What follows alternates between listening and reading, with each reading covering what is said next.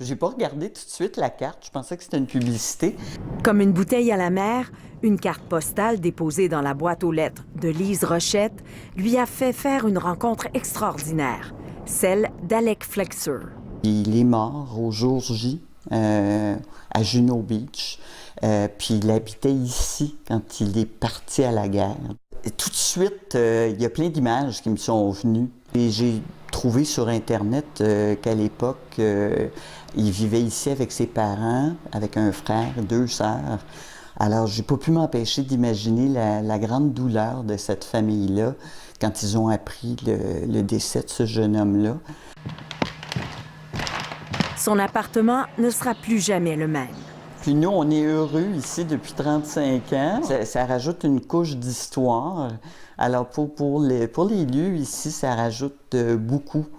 Il y a 400 cartes postales personnalisées qui ont été envoyées comme ça à travers le Canada par le Centre Juno Beach, le musée canadien en Normandie, créé par des vétérans il y a 15 ans. 400 parmi les 903 soldats canadiens tués le 6 juin et les 4 jours suivant le débarquement en 1944. On part des morts pour lesquels on a des archives. On regarde l'adresse, puis après ça, c'est un à un. Il faut aller trouver si cette adresse-là existe encore, s'il y a un code postal, si la maison n'a pas été détruite. Seulement 5 personnes se sont manifestées, dont la Montréalaise Lise Rochette. Le centre Juno Beach va faire d'autres envois dans les prochains mois pour rappeler d'autres soldats canadiens tombés tout au long de la bataille de Normandie. On part de quelque chose qui est totalement anonyme, une tombe à l'étranger, puis on arrive à quelque chose, un rapport entre une mère et son fils, les dernières lettres avant qu'ils partent faire le débarquement en Normandie.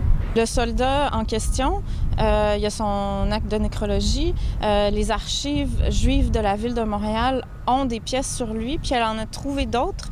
C'est comme une façon de faire revivre l'histoire.